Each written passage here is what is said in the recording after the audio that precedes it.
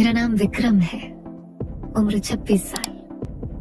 मैं ईमानदार हूँ और पिछले 2 साल से एक अमीर परिवार की बेटी का ड्राइवर हूँ।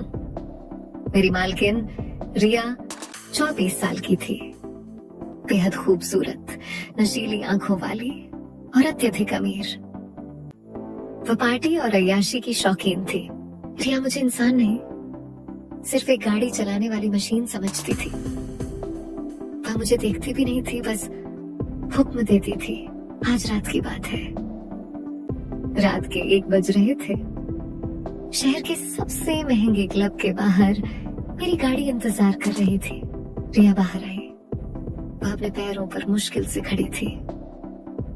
उसने टाइट काले रंग की ड्रेस पहनी थी जो कम थी और उसके बदन को पूरी तरह से उजागर कर रही थी। वह जबरदस्त नशे में थी। उसके बाल बिखरे थे और उसका चेहरा गुलाब की तरह लाल था। उसका दोस्त उसे धक्का देकर मेरी कार की पिछली सीट पर फेंक गया। रिया ने अंदर आते ही जोर से चिल्लाकर कहा, तेज चला विक्रम, बहुत तेज, मुझे उल्टी आ रही है। गाड़ी अंधेरी और सुनसान सड़क पर चल रही थी। रिया का नशा बढ़ रहा था। उसने अजीब सी आवाज निकाली, रोको कार, रोको। मैंने तेज ब्रेक लगाया। रिया आगे की सीट से टकरा गई। मैंने पीछे मुड़कर देखा। रिया पूरी तरह कांप रही थी। वह संभाल नहीं पा रही थी। मुझे लगा कि वह कार के अंदर ही उल्टी कर देगी। ये सोचकर ही मेरा दिमाग खराब हो गया। मैंने झट से दरवाजा खोला और पीछे की सीट पर गया। रिया रो रही थी। विक्रम, मुझे संभालो, मैं मर जाऊंगी। मैंने बिना कुछ सोचे रिया को पकड़ा और कार से बाहर निकाला। रिया का सारा वजन मेरे मजबूत कंधों पर आ गया। उसका गर्म और नशे में डूबा बदन मेरे बदन से चिपक गया। मैंने पहली बार रिया को इतनी करीब से छुआ था। मैंने उसे सड़क के किनारे बिठाया। रिया उलझन में थी। नशे में वो बड़बड़ा रही थी। मैंने रिया को पानी दिया। रिया ने बेहोशी की हालत में पानी पिया। रिया ने सहारा लेने के लिए मेरे हाथ को कसकर पकड़ा। अंधेरी सड़क पर दूर दूर तक कोई नहीं था। रिया की मादक खुशबू और वाइन की तेज गंध मुझे बेकाबू कर रही थी। रिया का चेहरा मेरे बहुत करीब था। नशे में उसने हल्की सी मुस्कुराहट दी और धीमे से कहा, तुम बहुत हैंडसम हो विक्रम। क्यों ड्राइवर हो? उसका यह सवाल और मासूमियत मेरे अंदर की सहनशीलता को तोड़ रही थी। मैंने तुरंत रिया को वापस कार में बिठाया। मुझे पता था कि अगर मैं एक पल भी और वहां रुका तो मैं सीमा तोड़ दूंगा। हम रिया के आलीशान बंगलो पहुंचे। रात के 2:30 बज चुके थे। रिया के माता पिता शहर से बाहर थे। घर पूरी तरह खाली था। मैंने कार से निकलकर रिया का दरवाजा खोला। रिया पूरी तरह बेहोशी की हालत में थी। उसे अकेले छोड़ना खतरनाक था। मैंने झट से रिया को उठाया। रिया का वजन हल्का था, पर उसका बेजान शरीर मेरे बदन पर कसकर चिपक गया। उसका खुला बदन मेरे हाथों को छू रहा था। मेरे अंदर बिजली दौड़ गई। मैंने अपनी आंखें बंद कर ली, पर इच्छा की गर्मी को बंद नहीं कर पाया। मैं रिया को धीरे धीरे सीढ़ियां चढ़ाकर उसके बेडरूम तक ले गया। बेडरूम विलासिता से भरा था। मैंने रिया को नरमी से पलंग पर लेटा दिया। वह बेसुध पड़ी थी। मैं पलंग के पास खड़ा था। सांसें तेज थी। मुझे तुरंत निकल जाना चाहिए था। ये मेरी ड्यूटी थी और ड्यूटी पूरी हो गई थी। पर रिया, वह मेरे सामने थी, कमजोर, बेसुध और बेहद आकर्षक। अंधेरे में मेरे दिल ने शैतान की बात मान ली। मैंने पहली बार महसूस किया क्योंकि मैं ड्राइवर नहीं हूँ, मैं विक्रम हूँ और मेरे पास आज रात मालकिन को नियंत्रित करने की पूरी शक्ति है। मैंने धीरे से अपने बूट उतारे। मैंने आहिस्ता से दरवाजा बंद करके पलंग के पास खड़ा था। रिया गहरी बेसुधी में थी। उसकी ड्रेस पूरी तरह बिगड़ चुकी थी और उसे कस रही थी। मैंने तर्क दिया कि उसे आराम चाहिए। ये गलत काम के लिए खुद को समझाना था। मैंने धीरे से रिया के पास झुका। मेरी सांसें गर्म थी। पहली बार मैंने किसी अमीर लड़की को इतनी करीब से छुआ था। मैंने धीरे धीरे उसके बदन से ड्रेस को अलग करना शुरू किया। मेरे हाथ कांप रहे थे पर इच्छा हावी थी। हर बटन और जिप खोलने पर मेरे दिल की धड़कन तेज हो रही थी। रिया ने एक हल्की सी आवाज निकाली पर आंखें नहीं खोली। जब ड्रेस अलग हुई तो रिया सिर्फ अंदरूनी वस्त्रों में थी। मैंने शर्म से आंखें झुका ली पर इच्छा ने झुकने नहीं दिया। मैंने बस अपनी आंखों को भरपूर आजादी दी। मैंने अपनी प्यास बुझाने के लिए उसे नरमी से एक ढील ढाला रेशमी बाथरोब पहनाया। इस पूरी प्रक्रिया में रिया बेसुध पड़ी रही। मैं रिया के बगल में पलंग के किनारे बैठ गया। मेरे हाथ अभी भी गर्म थे। मैंने अपनी वर्दी उतार दी। अब मैं सिर्फ टी शर्ट और पायजामा में था। ड्राइवर नहीं, एक जवान आदमी। रिया ने बेहोशी में करवट ली और उसका सिर मेरे कंधे से जा टकराया। मेरे अंदर बिजली दौड़ गई। रिया ने बेहोशी में बड़बड़ाते हुए मेरा हाथ पकड़ा और कसकर अपने सीने से लगा लिया।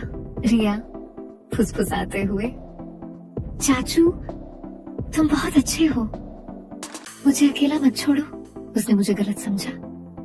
ये मेरे लिए एक मौका था। मैंने पहली बार महसूस किया कि मैं मालकिन नहीं, उसकी इच्छा हूँ। मैंने धीरे से अपना दूसरा हाथ रिया के सिर पर रखा और उसके बालों को सहलाना शुरू किया। रिया को सुकून मिला और वह शांति से सोने लगी। मैंने धीरे से पलंग पर लेटकर रिया को अपनी बाहों में लिया। रिया बेहोशी में पूरी तरह चिपक गई। उसका गर्म बदन मेरे सीने पर था। मैंने अपनी आंखें बंद कर ली। यह गलत था, अवैध था, पर इच्छा अदम्य थी। मैंने उसकी कमजोरी का फायदा उठाया। मैंने पूरी रात उसकी मदहोशी का फायदा उठाया। मैंने उसे महसूस कराया कि आज उसकी जिंदगी का मालिक मैं हूं, उसका ड्राइवर नहीं।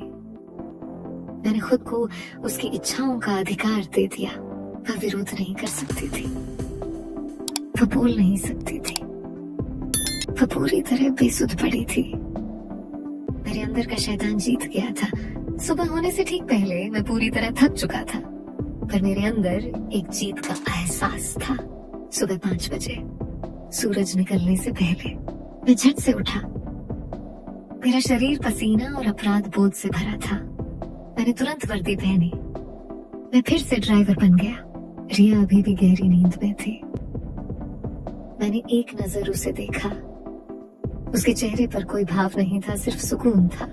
मैंने दरवाजा धीरे से खोला और चुपके से कार तक पहुंचा।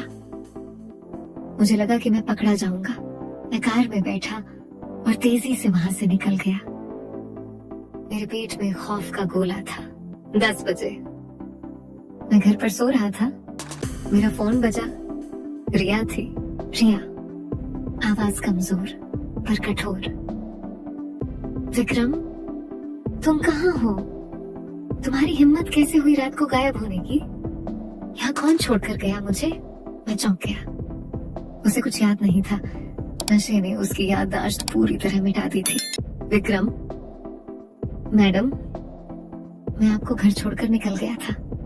आप पूरी तरह ठीक थी। शायद आपके किसी दोस्त ने। रिया गुस्से में, चुप रहो। तुम आज ड्यूटी पर लेट क्यों हो? तुम्हारी हिम्मत कैसे हुई मुझे अकेला छोड़ने की? अगर तुम्हें कल तक नौकरी चाहिए तो फौरन आओ। उसने फोन काट दिया। मुझे राहत मिली। मैं बच गया था, पर मेरे अंदर एक गहरा राज छिप गया था। मालकिन को पता नहीं था कि रात को उसका ड्राइवर नहीं, उसका मालिक बन गया था। मैं वापस ड्यूटी पर लौट आया, पर अब मैं सिर्फ ड्राइवर नहीं था। मेरे अंदर एक जीत थी और रिया के प्रति एक अजीब अधिकार का भाव था। रिया बिल्कुल सामान्य थी, सिवाय इसके कि वह थोड़ा सहमी सी थी। उसने अजीब सी खरोंच और दर्द महसूस किया, पर नशे की वजह से उसे याद नहीं था। एक दोपहर रिया पिछली सीट पर बैठी थी। उसने गुस्से में कहा, विक्रम, मुझे आजकल अजीब लगता है। तुम गाड़ी चलाते हुए मुझे बार बार क्यों देखते हो? तुम्हारी आंखों में क्या है? विक्रम, आंखों में गहरा भाव। मैडम, मैं सिर्फ आईने में सड़क देख रहा था। पर हाँ, आप बदल गई हैं। आप पहले से ज्यादा शांत लगती हैं। रिया झुंझला गई, पर चुप हो गई। उसे महसूस हो रहा था कि कोई चीज बदल गई है, पर वह पहचान नहीं पा रही थी। मैंने जानबूझकर रिया को एक ऐसी निशानी दिखानी शुरू की जिससे उसे याद आए। एक शाम रिया को अकेले छोड़कर मैं चाय बनाने गया। मैंने जानबूझकर टेबल पर वही गुलाबी वाइन का कॉर्क रख दिया जो उस रात उसके कमरे में खुला था। रिया ने जब वह कॉर्क देखा तो चौंक गई। उसकी आंखों में शक और तेज दर्द आया। रिया, ये कॉर्क ये यहाँ कैसे आया? ये वही वाइन है जो उस रात वह घबरा गई। उसने तेज आवाज में मुझे बुलाया। रिया, विक्रम, तुम चुप क्यों हो? तुमने मुझे घर छोड़ा था, तुम पूरी बात क्यों नहीं बताते? विक्रम सामने आकर आंखों में घूर कर, मैडम, मैंने आपको आपके बेडरूम तक छोड़ा था। आप पूरी तरह बेहोश थी। मैं आपको अकेला कैसे छोड़ देता? मैंने आपकी मदद की। रिया, किस तरह की मदद? मैंने अपने बदन पर खरोंच देखी है। तुम वहां क्यों रुके थे? सच बोलो। विक्रम, हाँ मैडम, मैं रुका था। आप बेसुध थी। आप मेरा हाथ पकड़कर बड़बड़ा रही थी। आपने मुझे अपना चाचू समझा था। और हाँ, मैंने उस रात आपका फायदा उठाया था। रिया पीछे हटी। उसका चेहरा सफेद पड़ गया। वह आंसू रोक नहीं पाई। रिया कांपते हुए, तुमने मेरे साथ क्या किया? मैं तुम्हें जेल भेज दूंगी। तुम सिर्फ एक ड्राइवर हो। विक्रम, हाँ, भेज दीजिए। पर सोचिए मैडम, आप दुनिया को क्या बताएंगी? आप पार्टी में नशे में बेहोश थी और आपका ड्राइवर आपके बेडरूम में था। आपका नाम भी खराब होगा। विक्रम ने धीरे से आगे बढ़कर रिया के गाल पर हाथ रखा। रिया ने विरोध नहीं किया। विक्रम, मैडम, मैं आपकी मजबूरी नहीं बनना चाहता था, पर आपकी नजर में मैं कभी इंसान नहीं था। उस रात मैंने सिर्फ अपना अधिकार लिया था। मैं आपसे कोई मांग नहीं रखूंगा, पर अब आप जानती हैं कि आपका ड्राइवर कौन है। रिया ने कमजोरी महसूस की। वो जानती थी कि विक्रम सही कह रहा था। वह चुप रही। उसने उस रात उसको हमेशा के लिए राज बनाने का फैसला कर लिया, लेकिन रिश्ता पूरी तरह बदल गया था। विक्रम अब सिर्फ ड्राइवर नहीं था, वह अधिकार जताता था। रिया अब अकेली नहीं पार्टी करती थी। उसे विक्रम का डर और आकर्षण दोनों था। एक हफ्ते बाद रिया ने विक्रम को बेडरूम में नहीं बल्कि बाहर गार्डन में बुलाया। रिया, विक्रम, तुम अब मेरी गाड़ी नहीं चलाओगे?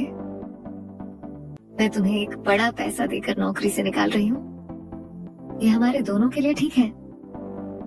और हाँ, उस रात का राज मेरे साथ ही दफन होगा। विक्रम ने पूरी बात समझ ली।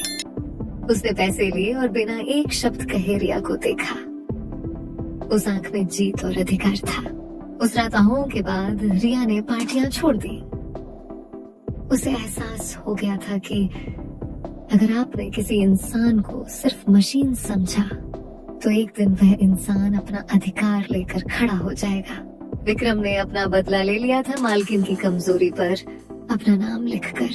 अगर वीडियो पसंद आया हो तो लाइक करो, शेयर करो और कमेंट में दिल का इमोजी जरूर भेजना, ऐसे ही दिल छू लेने वाली कहानियां देखने के लिए।